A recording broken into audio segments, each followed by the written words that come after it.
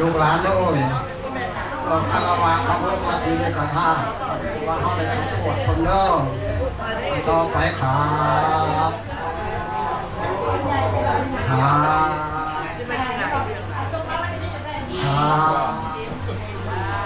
อะระหังสัมมาสัมพุทโธภะคะวะพุทธังภะคะวันตังอะภิวาเทมิสวากขาโตภะคะวะตาธัมโมธัมมังนัมสสามิสุปฏิปันโนภะคะวะโตสาวกสังโฆสังฆังนามามินะโมตัสสะภะคะวะโตอะระหะโตสัมมาสัมพุทธัสสะนะโมตัสสะภะคะวะโตอะระหะโตสัมมาสัมพุทธัสสะนะโมตัสสะภะคะวะโตอะระหะโตสัมมาสัมพุทธัสสะพุทธังสรณังคัจฉามิธัมมังสรณังคัจฉามิสังฆังสรณังคัจฉามิทุติยัมปิพุทธังสรณังคัจฉามิทุติยัมปิธัมมังสรณังคัจฉามิทุติยัมปิสังฆังสรณังคัจฉามิตาติยัมปิพุทธังสรณังคัจฉามิตาติยัมปิธัมมังสรณังคัจฉามิตาติยัมปิสังฆังสรณังคัจฉามิอิติปิโส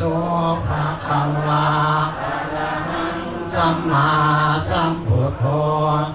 วิชาจารณะสัมปันโนสุขโตโลกวิทูอานุตตโลปุริสธรรมสารถิสัทธาเทวมนุสานังพุทโธภะคะวะติสวากขาโตภะคะวะตาธัมโมสันทิติโกอาการิโกเอหิปัสสิโกโอปนาหิโกปัญจตังเวทิตาโพวิญโยหิติสุปฏิปันโนภะคะวะโตสาวกสังโฆโอสุปฏิปันโน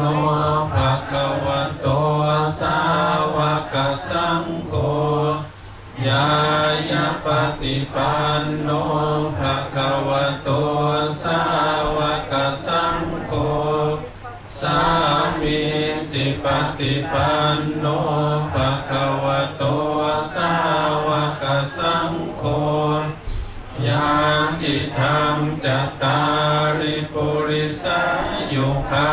นิอัตถาปุริสาบุคลาเอสาภะคะวะโตสาวกสังโฆอาหุนายโยปาหุนายโยทักขินายโยอัญชลิการณิโยอนุตตรังปุญญเกตังโลกัสสาธิปาสะวันทามิปันเตเจติยังสัพพังสัพพทาทาเนสุปฏิติตังสาลิลิกธาตุมหาพุทธิงพุทธลูปังสักกลังสัทธาวัจสามนัสสะเจวะ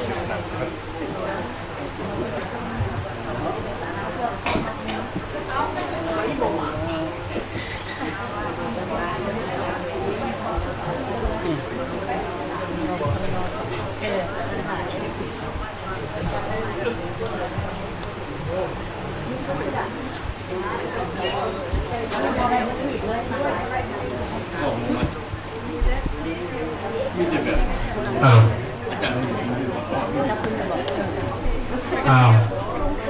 ญาติโยมแก้มขึ้นมาอีกข้างหน้าญาติขึ้นมาให้ขึ้นมาให้เต็มข้างหน้าก็นอกแก้มขึ้นมาก่อนเราจะได้เข้าสู่พิธีน้ำยอแก้มขึ้นมาใช่ไหมแก้มขึ้นมาแก้มขึ้นมามาทางหน้าได้บุญหลายได้เพราะว่าได้ยินครูบาอาจารย์ได้สู่ได้เทศเลยเขาได้ยินดีอยู่ทางหลังอาจจะไม่ได้ยินดีปานใดยังขึ้นมา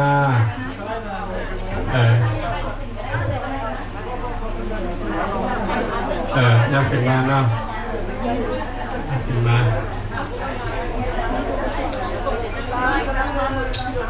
ไม่ออกก็วางมือก่อนเนาะวางมือก่อนหันหน้ามาพี่เราค่อยติดต่อเอา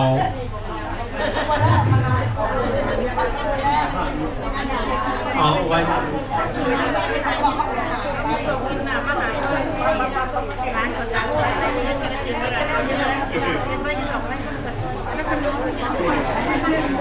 เสียไว้ใต้มือได้ไหมยังไงเด้อยังไงแบงเด้อ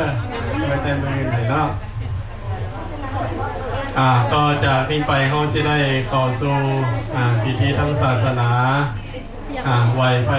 พระหับศีลแล้วก็ฟังพระสงฆ์สูตรปริตามงคลอันดับต่อไปเนาะก่อนเขาจะได้ไปรับประทานอาหารในตันภาคแรงในมือนี้มื้ออื่นเช้ารายการเฮากะตามปกติเริ่ม10 โมงเขาจะได้ไหว้พระหับศีลแล้วก็ใส่บาตรแล้วก็ถวายเพลแก่พระสงฆ์แล้วก็ญาติโยมรับประทานอาหารหลังจากนั้นตอนบ่ายภาคบ่ายเขาสิได้ฟังเทศน์ปาฐกถาจากอาจารย์ใหญ่จันทรัตนาแล้วก็อาจจะมีศิริแม่มาร่วมมีศิริแม่ทั้งบาสเฮามาร่วมเนาะฉะนั้นก็เป็นบุญของเฮาเนาะเป็นของโยมพ่อโยมแม่บุญของครูบาอาจารย์ที่ได้มาพ้อกันในเวลาโอกาสนี้เนาะต่อจากนี้ไปจะได้ขอเชิญตัวแทนคือแม่ออกป่านี้แล้วก็แม่วันแม่ขิงขึ้นมาใต้เทียนบูชาพระรัตนตรัยพร้อมกัน3ขอเชิญขอเจริญพรโยมแม่ขิงโยมแม่วันโยมเป็ดติ๋มเนาะกับไฟ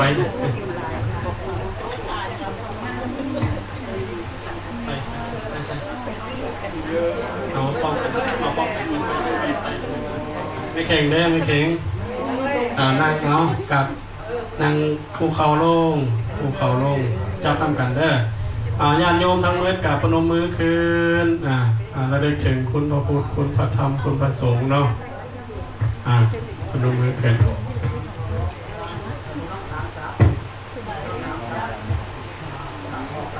กับสอบกันต่อสอบกันต่อน้ำกันผู้ห้าวเอาผู้ภูสามหาเตสาวันโตธรรมะภูสามหาปัญโยสังฆาภูสา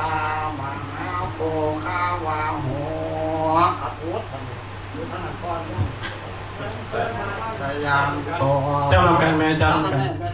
วันจะทำแม่ยันตัวโพธิลาโมเลสักญาณังอันเทวะธโนเอวังสวังวิสโยโหหิส ยันสุสยมังคะเลอปาราชิตปัลลังเกสิเสปัทวิโมคะเลอภิเสกเกสัพพะพุทธานังอังคัมปันโตปะโมทันติสุนัขกตังสุมังคลังสุปภาตังสุโหติตังสุขันโนสุโมโหตุจะสุญิทังพระมจาริสุปทากินังกายกรรมังวาจากรรมังปทากินังปทากินังมโนกรรมังปณิทิเตนาปทากินานิการตวานรพันตาเทปาทาคิเน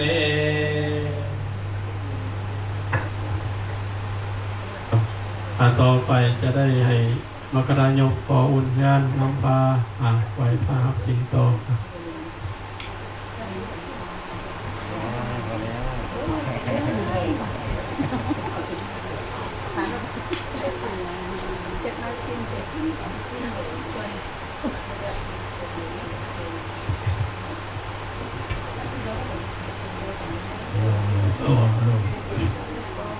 ต่อไปจะเป็นพิธีไหว้พระครับที่นี่คือเรื่องนอก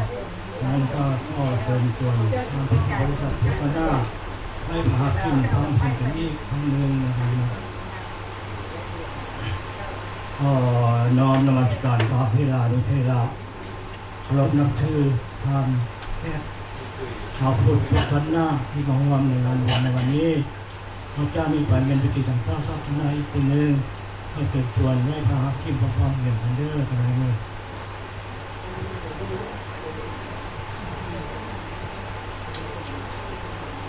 สาธุพระเจ้ามาช่วยกันเลยสาธุสาธุสาธุอิมินา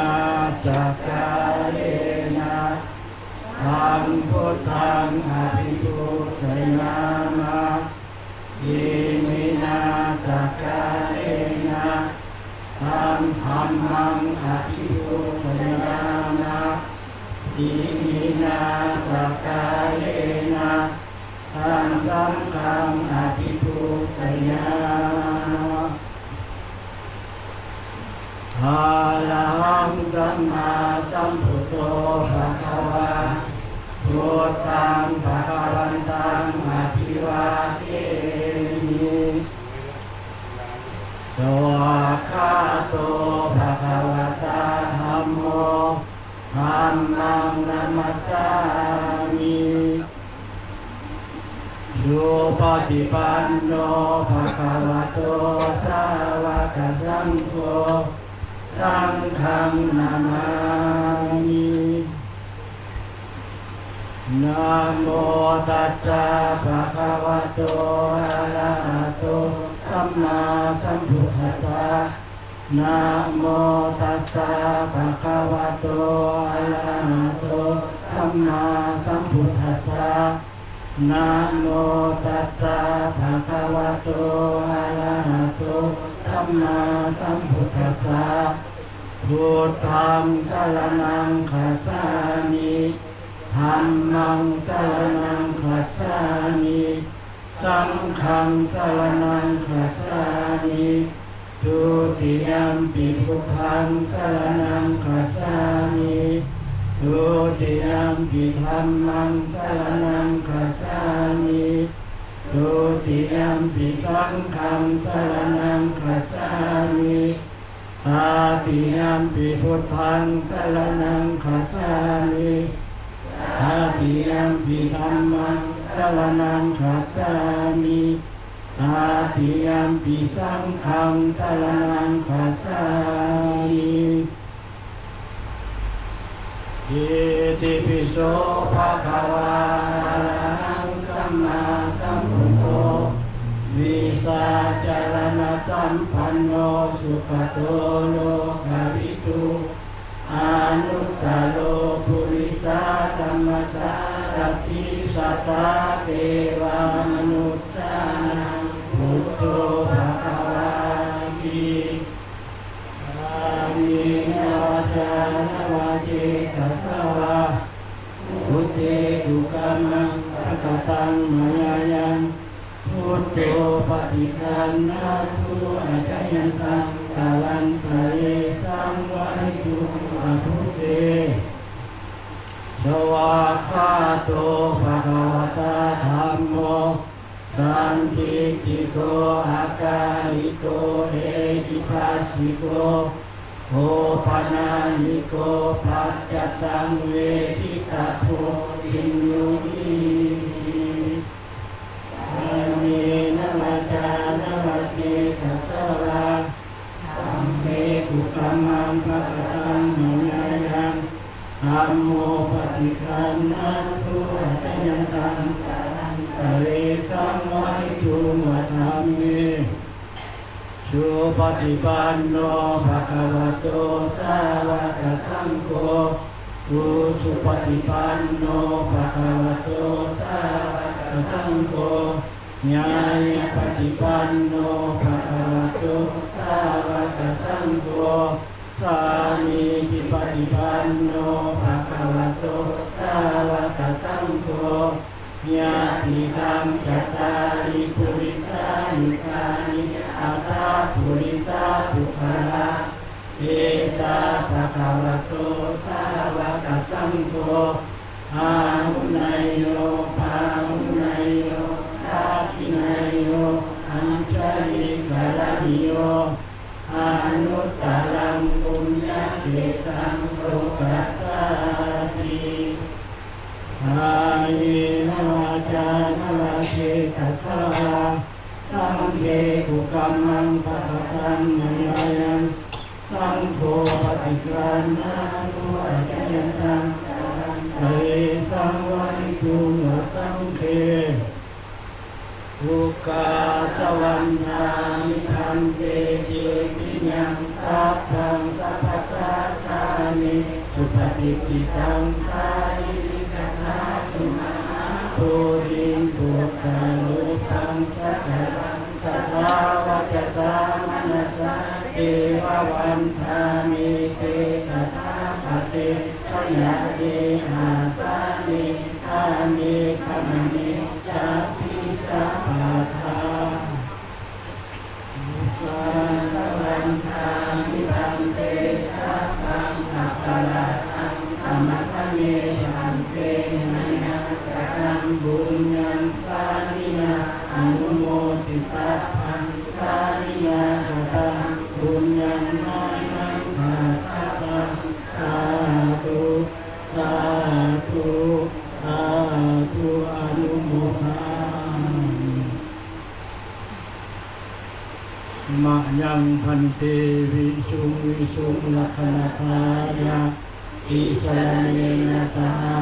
ปัญจศีลานิยจานะตุติยัมปิมะยังพันเตวิสุงวิสุงลัคขณทายะอิสรเนนะสหปัญจศีลานิยจานะตุติยัมปิมะยังพันเตวิสุงวิสุงลัคขณทายะอิสรเนนะสหปัญจศีลานิยจานะโมตัสสะภะคะวะโตอะระหะโตสัมมาสัมพุทธัสสะนะโมตัสสะภะคะวะโตอะระหะโตสัมมาสัมพุทธัสสะนะโมตัสสะภะคะวะโตอะระหะโตสัมมาสัมพุทธัสสะนะโมตัสสะภะคะวะโตอะระหะโตสัมมาสัมพุทธัสสะนะโมตัสสะภะคะวะโตอะระหะโตสัมมาสัมพุทธัสสะนะโมตัสสะภะคะวะโตอะระหะโตสัมมาสัมพุทธัสสะธังสรณังกัจฉามิธังสรณังกัจฉามิธัมมังสรณังกัจฉามิธัมมังสรณังกัจฉามิ ฆังสรณังกัจฉามิ สังฆังสรณังคัจฉามิ ทุติยัมปิพุทธังสรณังกัจฉามิ ทุติยัมปิพุทธังสรณังคัจฉามิ ทุติยัมปิธัมมังสรณังกัจฉามิ ทุติยัมปิธัมมังสรณังคัจฉามิ ทุติยัมปิสังฆังสรณังกัจฉามิ ทุติยัมปิสังฆังสรณังคัจฉามิ ตัทธิยัมปิพุทธังสรณังกัจฉามิ ตาติยัมปิพุทธังสรณังคัจฉามิ ตัทธิยัมปิธัมมังสรณังกัจฉามิ ตาติยัมปิธัมมังสรณังคัจฉามิ ตัทธิยัมปิสังฆังสรณังกัจฉามิ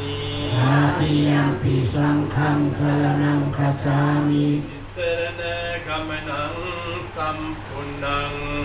อามาพันเต ปานาติปาตาเวรมณีสิกขาปดังสมาธิยามิ อานาทิปาตาเวรมณีสิกขาปะทังสมาธิยามิ ทินนาดานาเวรมณีสิกขาปดังสมาธิยามิ อาทินนาทานาเวรมณีสิกขาปะทังสมาธิยามิ กาเมสุมิจฉาจาราเวรมณีสิกขาปดังสมาธิยามิ กาเมสุมิชาจาราเวรมณีสิกขาปะทังสมาธิยามิ สาวาดาเวรมณีสิกขาปดังสมาธิยามิ มุสาวาทาเวรมณีสิกขาปะทังสมาธิยามิ ราเมรยมัจจปมาดัฏฐานาเวรมณีสิกขาปดังสมาธิยามิ สุราเมรยมัสสะปมาตทานาเวรมณีสิกขาปะทังสมาธิยามิ มานิปัญจสิกขาปดานินิจศีลวเสนะสัมมารักขิตาปานิสีเลนะสุขติงยันติสีเลนะโภกสัมปดาสีเลนะนิพุติงยันติตัสมาสีลังวิโสทะเย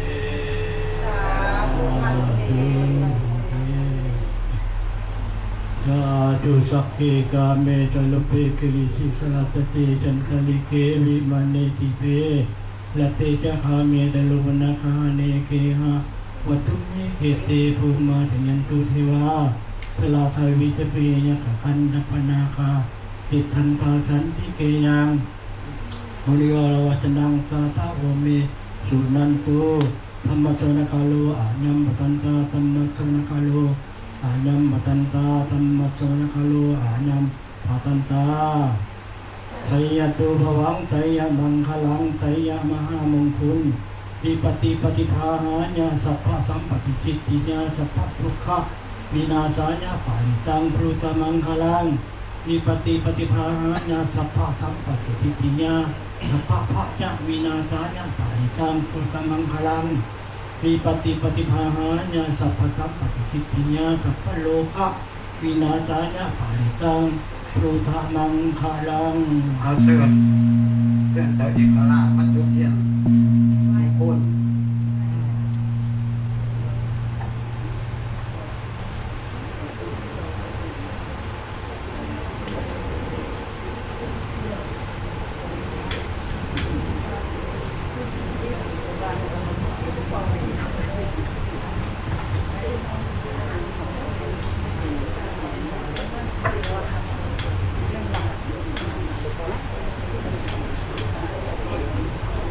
ส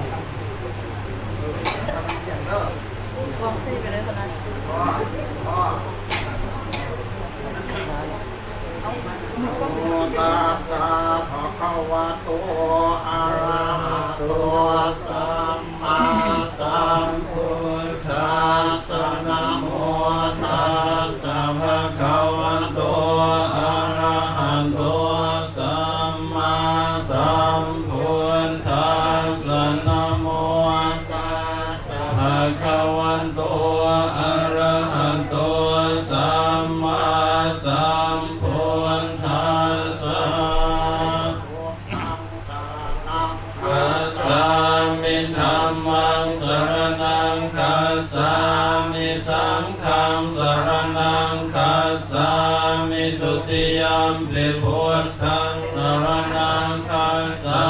มิทุติยมปิธัมมังสรณังคัจฉามิทุติยมปิสังฆังสรณังคัจฉามิตติยมปิพุทธังสรณังคัจฉามิทุติยมปิธัมมังสรณังคัจฉามิตติยมปิสังฆังสรณังคัจฉามิ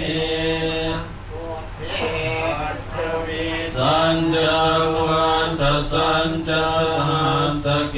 ปัญจสสหัสสานินามันมิสิรสาอาหังเต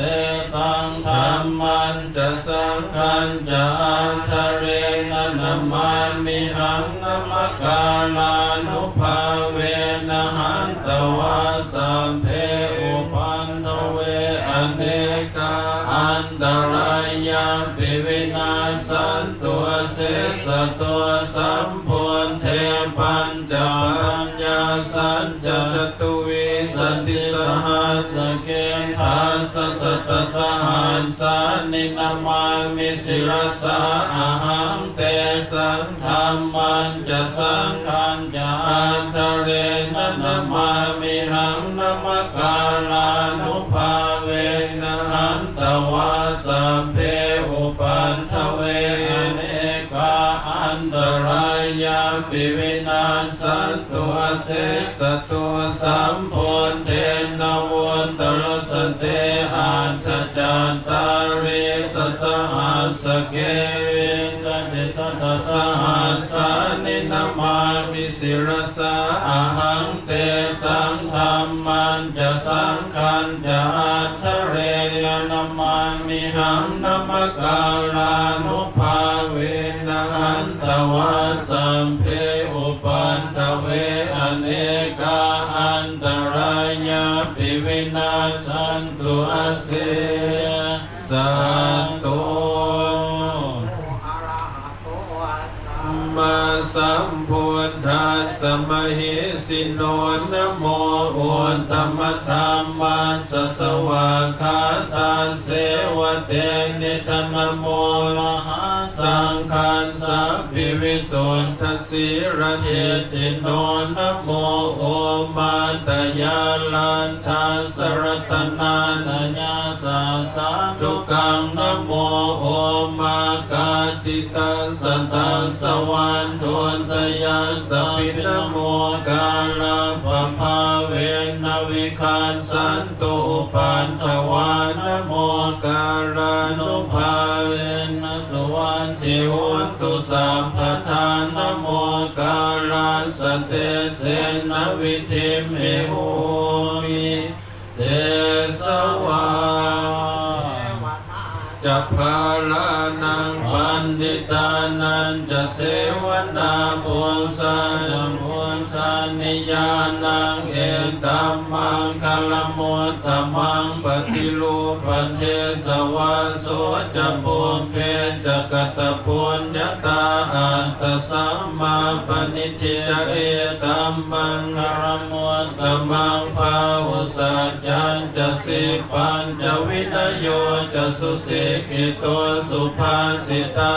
ญาวาจาเอตัมมังคลมุตตมังมาตาปิตุปัฏฐานังปุตตะทารันสสังฆโวอนาคุลาจักกัมมันตาเอตัมมังคลมุตตมังทานันจะธรรมจริยา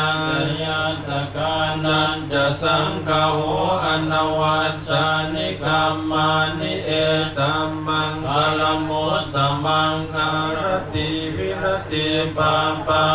งสัมปันนาจะสัญญโมอาปมันโดจะธรรมเมสุเอตัมมังคลมุตตมังคารมุจะนิวาตัวจะสันตุทิจะกตัญญุตากาเลนะธรร มมัสสวนังเอตัมมังคลมุตตมังขันติจะโสวจัสสตาสมนานันจะทัสสนังกาเลนะธรรมัสสกังสะเอตัมมังคลมุตตมังตะปุจจะพระมจริยันจานทัสสนังนิพพานัสสัจจิกิริยาจะเอตัมมังคลมุตตมังพุทธัสสะโลกธัมเมนิตัญญาสนกัมปฏิอโศกังวิลสังเขมังเอตัมมังคลมุตตมังเอตาติสานิกาตวันสัมพันธรรมปราสิตาสัมพันธโสทิขันสันติตันเตสัมมังคลมุตตมันติอิตวะหุรังวัสสังเกสุวายังรัตนังปณิตังนโนสมังอจิตถากเตนะอิทัมปิพุทเตนังปณิตังเอเตนะสัจเจนะสุวันติหุนตุขยังวิลาคังอมตังปณิตังสักกายมุนีสมาหิโตนะเตนะธรรมเมนะสมาธิกินจิตังปิธัมเมนะปณิตังเอเตนะสัจเจนะสุวันติหุนตุยัมพุทธเสนโทปริวันนะยิมสมาธิมานันตริกัญญมาหุสมาธินาเตนะสโมวัน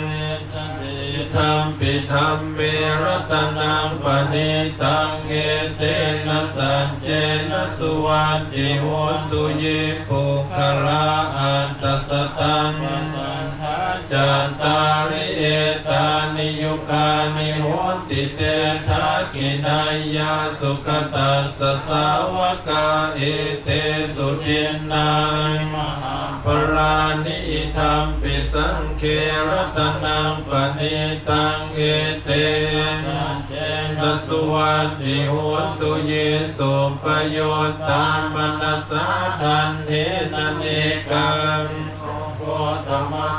สนัมมิเตปันติปันตาอมตังวิคัยหรัตถามุทานิพุติงนาอิธัมปิสังเครัตนังปณิตังเอเตนะสัจเจนะสุวันติหุนตุขิตังปุรานังนวังนาติสัมภวังวิรัตจิตตายติเกภวันสมินเตขีนาปิสาอวิรุณคานิพันติธีรายทายัมปฏิโปอิธัมปิสังเครัตนังปณิตังเอเตนะสัจเจนะสุวันติหุนตุญาณิทาภูต ตานิสมาคตานิภูมมานิวายานิวะอันตะเรเคตถาคตังเทวมนุสปุสิตังพุทธังสัมมาสุวันติหุนตุยานิตาปุตตานิสมาคตานิภูมมานิวะตาริงเขตถาคตังเทวมนุสปุสิตังธัมมังนามัสสะปะสุวันติหุนตุยานิตาปุตตานิสมาอานิภูมมานิวายานิวะอันตะเรเขตถาคตังเทวมนุสปุสิตังสังฆังนามัสสะปะสุวันติหุนตุปรุกสมิงมันนะสัมภาวะเยอปริมาณังโหนทังอโทจติริยัญจะอสัมปันทังอเวรังทังเตทันจรังนิสินโนวัสยาโนวายาวตัสสาวิคตมิโตเอตังสติงอธิทายะพรหมเมตัง ลังอิตมาหุติตินจานุปคัมมศิลวัตตัสเนนะสัมปันโนกาเมยะเขตังนาหิสันตุขัมปะไสยัมปุณเรติติโนพุทโธอัปปมาโนธัมโมอัปปมาโนสังโฆปมาณวันตานิสิริสปปาทิอหิเวสิกันหัสสะภูโมสิกากตาเมลาคากตาเมปริตาปฏิกมันตุพุทธานิโสหังนะโมภะคะวะโตวันตันนังสัมมาสัมพุทธานังสีรคุณโอสัจจังโส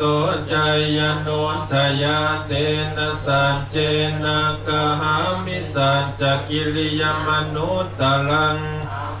จิตวันธรรมภรังสริตวันภูมิภเกสิเนสัจจพรมวันสายสัจจกิริยมกาสหังวิปังคาอปันตนาสันติปันธาอวันจนามาตาปิตาจนิขันตังตปฏิกรรมสหัสสันเจกเตไมหังมหาปัญสริโตสิกขิวันเสสิโสรสกริสานิอุทธกัง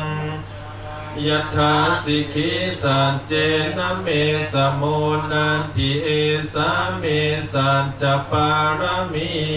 ติทรัตนังโอสัทธังอุตตมังวรังหิตังเทวมนุสานังพุทธเตเสนะโสทินังสันตุปัตตวาสัมเพ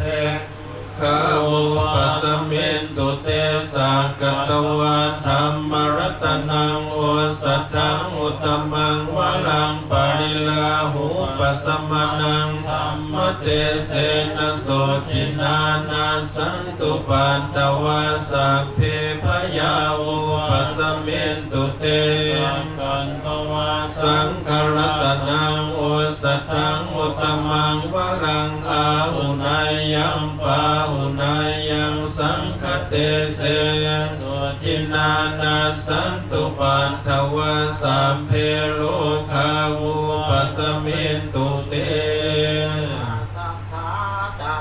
ปัทธเทวานาคามหิติกาปุญญังโนตุโมทันตุจิรังรักขันตุศาสนังอากาสัทธาจะภูมิทัตเทวานาคามหิติกาปุญญังโนตุโมทันตุจิรังรักขันตุปายิโนอากาสัทธาจะภูมิทัตเทวานาคามหิติกาปุญญังโนตุโมทันตุจิรังรักขันตุโนสัทธากาสัทธาจะภูมิทัตเทวานาคามหิติกาปุญญังโนตุโมทันตุโสทิงคันสันตุเทวตาคาตาวะมังคารัญจโยจามนาโปสกุณาสัสสันโทปะปะคะโหโตสุปินังอากันตังพุทธานุภาเวนะวินัสสเมนตุยันทุนิมิตตังอวมังคารัญจโยจามนาโปสกุณาสัสสันโทปะปะคะโหโตสุปินังอากันตังธรรมานุภาเวนะวินัสสเมนตุยันทุนิมิตตังอวมังคารัญจโยจามนาโปสกุณาสัสสันโทปะปะคะโหโตสุปินังอากันตังสังฆานุภาเวนะวินัสสเมนตุจ จนิทุกขาพยาปัตตาจนิพยาสุขัปปัตตาจนิสุขันตุสัมเพปิปานิโนเอตาวตาจะอัมเหหิสัมปทังปุญญสัมปทังสัมเพเทวาอนุโมตุสัมภสัมปันติสิทธิยาทานังทัตันตุสัทธายสีลังลักขันตุสัมปัทาภาวนาภิรตาโหนตุขันสันตุเทวตังสัมเพพุทธาภราปันตามปัญเจ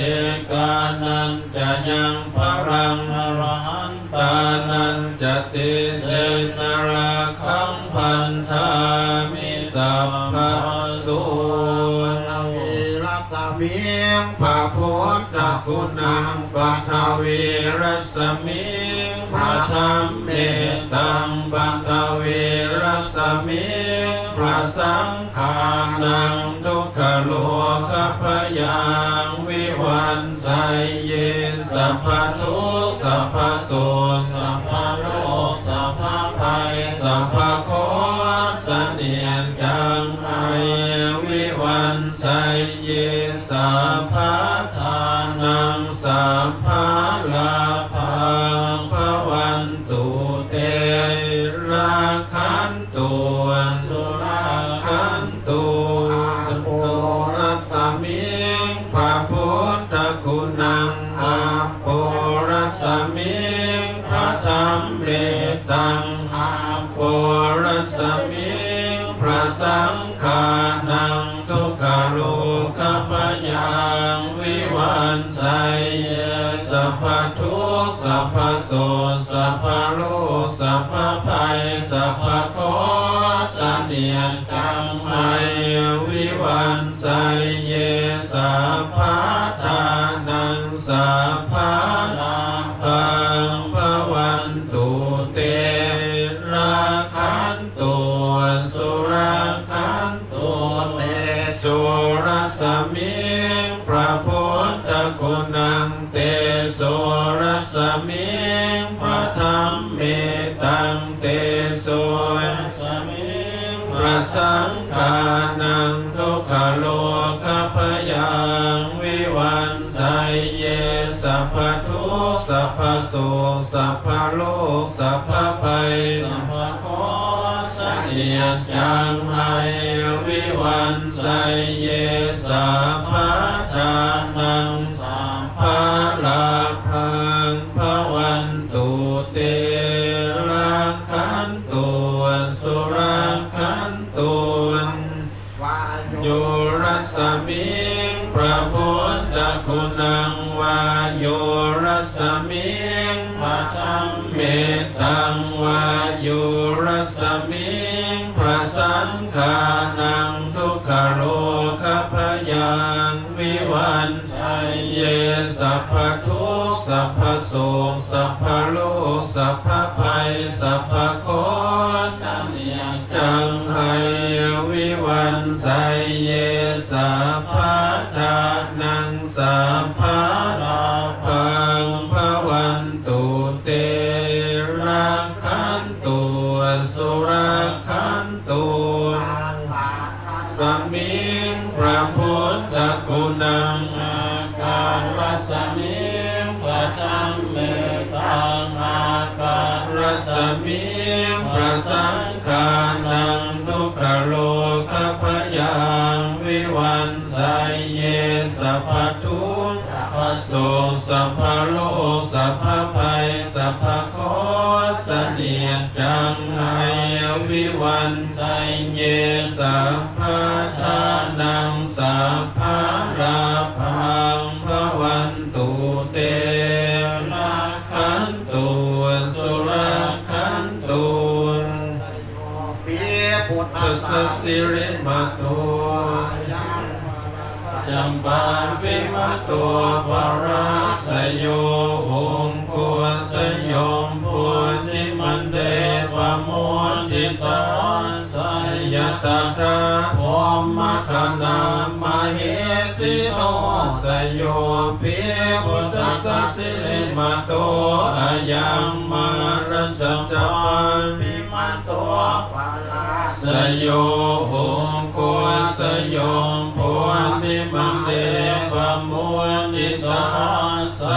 ยตถาอินทกนามเหสิโนสยโยปิพุทธัสสะสิริมาโตอายังมารัสสัจจปันปิมาโตปาราสยโยองโกสยโยโพธิมังเด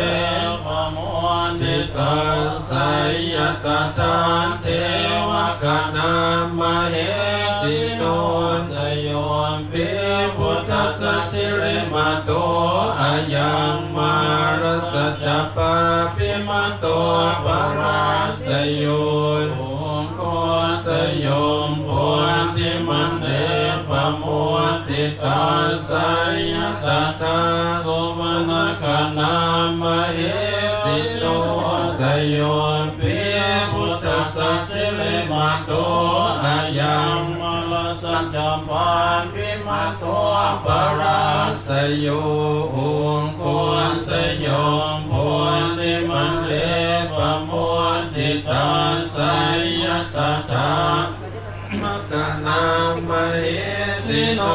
สยโยปิพุทธัสสะสิริมาโตอายังมารัสสัจจปันปิมาโต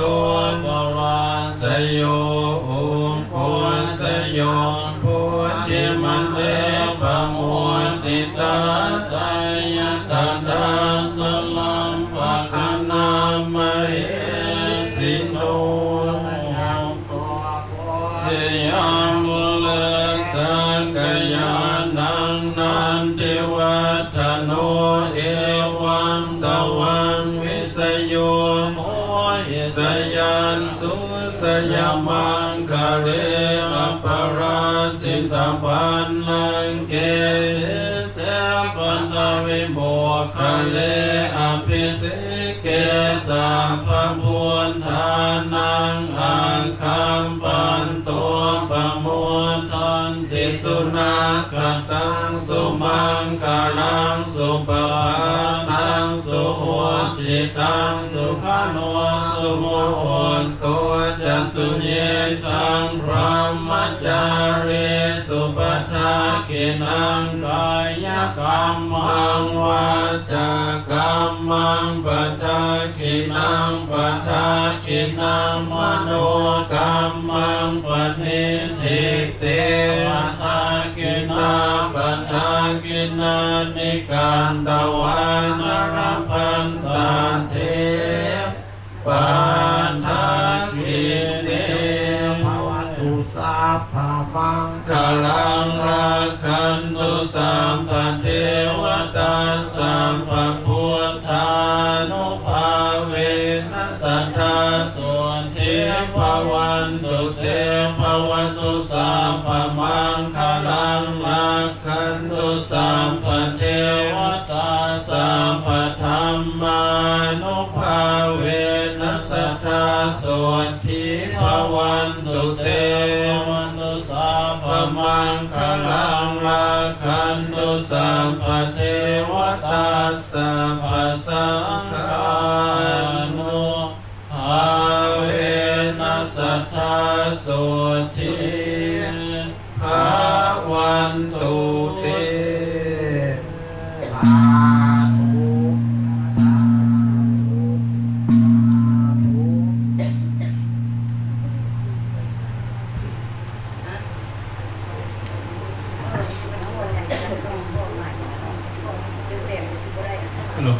ยังสมศักดิ์ศรีไหมตัวใหญ่ยังสมศักดิ์ศรีไป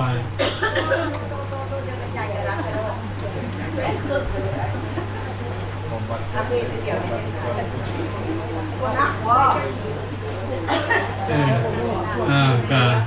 อนุโมทนาเนาะกับพิธีทางศาสนาในแรงวันนี้เอาฟังสูตรปริตามงคลกับที่ว่าจบพิธีเนาะ เขาแฮมเพิ่นอนุญาตจากโมงแม่ฮะ8ว่าสิเข้า8นี่เนาะเขาบอกมันโบราณปีนอกจากแต่เมื่อก่อนนั้นไทยโบราณแต่โบราณโบราณบางคนเขาชอบมันขอมาก่อนละบอกให้แจกบอกให้มันเมื่อเอาเมื่อดิมันบนย้อมอยู่ปล่อยมันไปปล่อยซักไป คอยลงไปส่งอ่ะเนาะ โดยซ้อมเป็นสงสาร เป็นยังครับเป็นยัง มันลดได้ โอเคเพื่อนหน้าบ่ได้เงินเฮาเนาะ โดยผู้ไปเนี่ยมีเองก็ได้เซ็นของต่างประเทศ สิบากาสิบากา เพราะว่าสารเซ็น ได้ไหมเนาะโอเคเอากาต่อไปเฮาสิคารวะเนาะคารวะฮับพรคารวะฮับพรเดินหน้าประกาศการนี้ก็จะได้ไปรับประทานอาหารพร้อมกันเพราะว่าเดินทางมาเมื่อย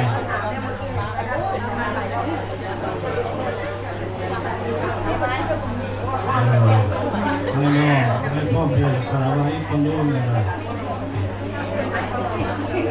ยาเวนวาทานวาเจทัสสวะโมเทตุกัมมังภะคะตังมายายังพุทโธปฏิคันนาตุอะระยังกาลันตะเลสังวริตุมาทุเตกายเยนวาจานวาเจตัสสวะธัมเมตุกัมมังภะคะตังมายายังธัมโมปฏิคันนาตุอะระยังกาลันตะเลสังวริตุมาทุเตกายเยนวาจานวาเจตัสสวะสังเฆตุกัมมังภะคะตังมายายังสังโฆปฏิคันนาตุอะระยังกาลันตะเลสังวริตุมาสังเฆยะถาวาริวหาปุราปาริปุเรนติสักขลังเอวะเมวะอิโตตินังเปตนังอุปกปติอิสิตังปฏิตังตุมังคิปะเมวะตะเมนสันตุสัพเพปุเรนตุสังกปาจันโทปรณโสยะถามณิโสติลาโสยะถา สุภิติโยวิวันสันตุสัมภโรโควินาศตุมาเตภวันวันตรายโยสุขิติขายุโกภวะอภิวันธนาสิริสเนจังวุฒาปัจจายโนจันตารธรรมาวันทันติอายุวันโนสุขังภาลัง อิเมนาปุญญากรรมเมนาอุ อุ ป ปัช ช ฌ ฌ ย ย โกนุตระจาริโยปการะจัมมตปิตาจยตกะปิยมะมังสุริโยจันติภราชากุณวันตาปิจาพรหมมราชาอินทาจตุโลกปาราชเทวตายโมมิตามนุสสะจมัจจตาเวริกาปิจาสัพเพสัตตาสุขิโหนตุปุญญาตากตานิเมสุขังจติวิธัมปิตุกิปัมปะเวทาวมาตังอิมินาปุญญกรรมเมนาอิมินาอุทิเสนะจักขิปะหังสุรเควันตานาเสตานันเยสัตตาเนหินาธรรมายาวะเนปานาตุมะมังนาสันตุสัพพทาเยวายัสสะตุภเวโอสุเจตังสติปัญญาสันเลโกวิริยมหินามาลาลัพันตุโนกาสังกาตุนจาวิริเยสุเมพุทธาติปวาโลนาโตตัมโมนาโตวาโลตัมโมนาโตปัจเจกพุทโธจะสังโฆนาโตตารุมะมังเตโสตัมมานุภาเวนะมาโลกาสังนาพันตุมาตุกัปปตาอิโนคัปปยา มปตาจนิพยาโสกปตาจนิโสกาหุตุสัพเพปิปานิโนเอตวัตจาเมหิสัมปทังสุญญสัมปทังสัพพิเทวะอนุโมทันตุ โอ้ไผก็สูตรได้น้อยไม่น่าได้เก่งกันเอาตามสบายดีน้อยๆหนึ่งเพื่อนผู้ทุกคนญาติโยมมาแต่ปารีสวะของสวะโอ้อีซีเลยไทยโซ่เนี่ยเสียงตุ้ดมองเนี่ยนะเป็นยังเสพเจ้าทักทายไปนี่ก็เลยดื่มกันหน่อยอาจารย์ที่จันเขาบอกอยู่หันไปกันห้ามดื่มเลยห้ามดื่มอยากย่อมเป็นไปวัดกุศิวัดนี่รู้ว่าปล่อยโอกาสทักทายกันยากมันหลายคนเนาะเห็นหน้ากันสบายดีว่าจื้อว่าแต่ไม่จื้อนะเป็นบุรีบุรีแห้งก็ทุกคนได้มาหอดพันเทิงวัดทั้งใต้ปอกโลอาจารย์บุญแห้งเป็นปีอาจารย์ฉลองบรมสารีริกธาตุเป็นคมหอด3 ปีที่อาจารย์ในที่ดังกาเลยเป็นยาลาบเลยย้อนเลยจันท่ารัตนะเกี่ยวภาษาแก้วด้วยรัตนะแก้วได้ครับโอเคเด้ออยู่ดีแม่เพื่อนทุกคนมอบให้เจ้าที่การบัตรเป็นบอกเล็กซี่โมกูขึ้นจะมอง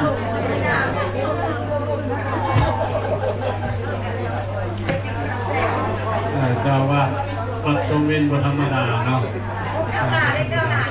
ก้าวหน้าเป็นแต่ว่าเจ้าว่าพันคงโดนคงก้าวหน้า